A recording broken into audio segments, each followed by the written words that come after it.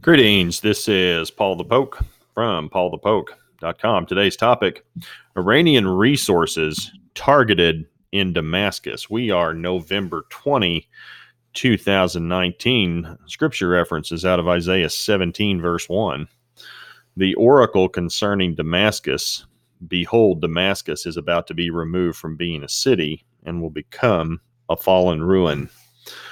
Let's take you back to a couple of days ago, November 18, 2019. 4 missiles were launched from Syria into Israel. And the IDF, or the Israel Defense Forces, indicated that none of the missiles reached Israel. I think they were intercepted in the air by their missile defense system, which brought us to one day later on November 19, 2019. Israel has responded with a large-scale attack on Iranian and Syrian targets in and around Damascus, Syria. So I pulled the information from the Times of Israel, and these satellite photos are from ImageSat International.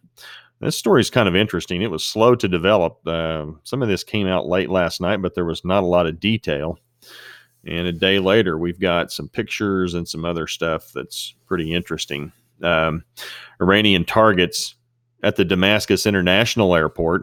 Those of you not familiar, that is southeast of downtown Damascus, and the Al-Matsa Airport, southwest of downtown Damascus, were identified and struck. Now, both of these sites were believed to be occupied by the Iranians, or by the Iranian Quds Force. Quds is the Arabic name for Jerusalem. Al-Quds is what you'll hear people call it in the Arab world, and it means Holy One, or the Holy City. Now, got some satellite imagery here. Al-Matsa Airport. Again, this is southwest of downtown, real close to downtown Damascus, a mile or two. It says here, possibly Quds Force headquarters has been destroyed. And then we go a little further out to the southeast of Damascus, 5-6 miles or so, maybe a little further. The glass house at the Damascus International Airport has been, quote, partially collapsed, and the top 2 floors were completely destroyed. And according to reports, Quds Force's intelligence unit was operating in those floors. Now, the site looks abandoned, and there hasn't been any activity over the last day. So, other targets during the intervention included dozens of other Quds Force locations, along with Syrian military hardware. Syrian air defenses were also destroyed in the counterattack, and is what had happened. So they had locked onto some Israeli planes and tried to shoot them out of the sky.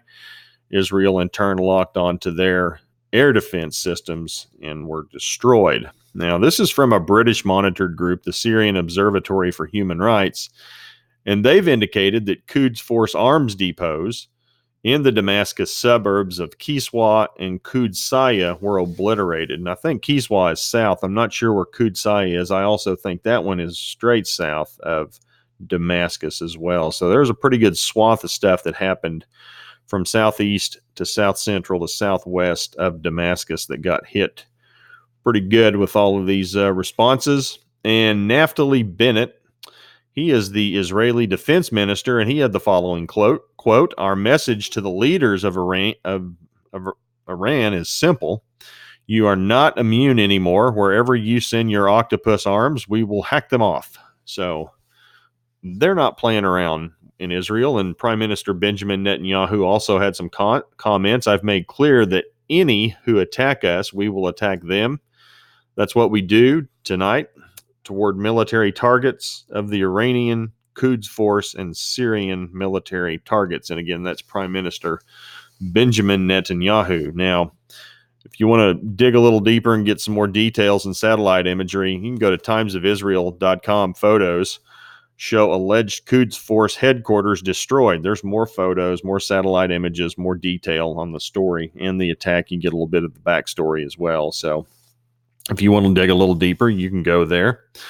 Which brings us to today, November 20, and this goes back to the home country of Iran, and the internet's been cut off to the population for going on the 4th day now. And so there is no international access to the world for the people of Iran. Now, I caution you up front, If you want to see what's going on, there have been some people who've been able to smuggle some pics out and some video out. You can go to Twitter and search hashtag Iran protests right here. Hashtag Iran protests. And I'll tell you up front, if you are faint of heart and you do not like blood and gore, do not go there. Pictures and the video are awful. And those folks over there are not hiding anything. The IDF has put out, I think this is a 2 or 3 minute video about what's going on in Iran. And, you know, essentially the Iranian government over there is taking the money that they've been given or earning, and they're using it to fund terrorism through Hezbollah in Lebanon and then in Syria, and then also in the Gaza Strip. And that's what they show that Iran's been doing with the money while their people suffer. So you can click on this video at Twitter. Economic sanctions are taking their toll in Iran. The government's desperate for money. Gasoline's being rationed, and as a result, gas prices have spiked anywhere from 50 to 300%. People are struggling to buy basic goods, and the citizens of Iran have taken to the streets of over 100 cities across Iran to protest.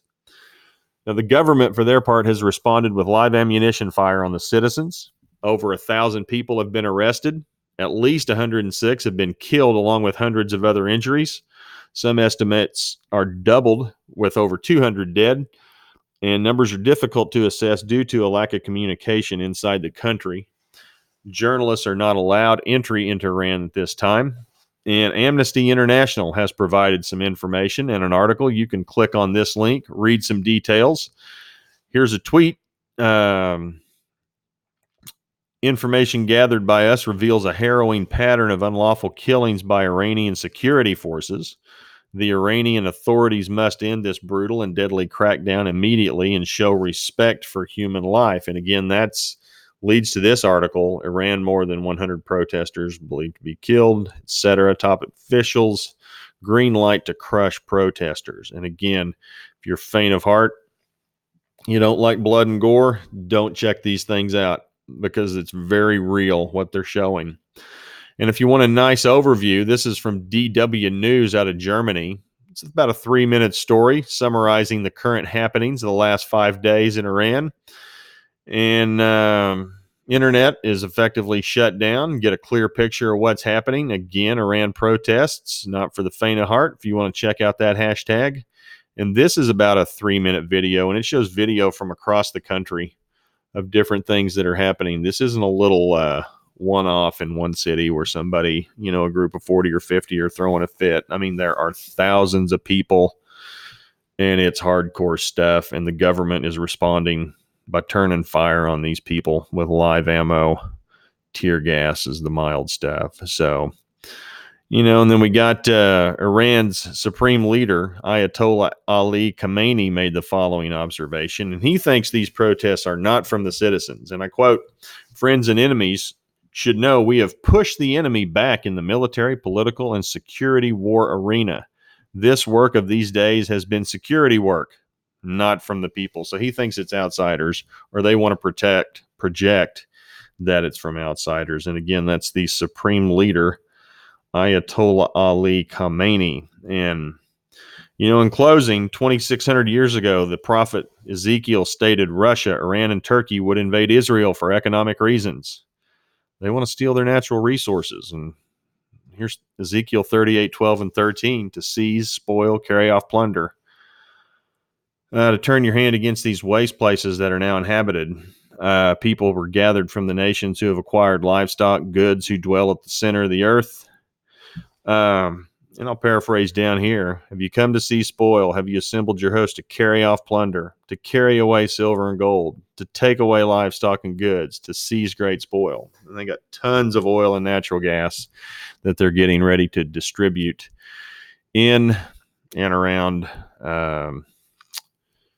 Israel. So if you guys like this, please feel free to check out PaulthePoke.com. This will be categorized under a variety of things. Ezekiel 38, 39, Elam, Persia, Iran. Sign up for an email. Appreciate it. Y'all take care. Bye.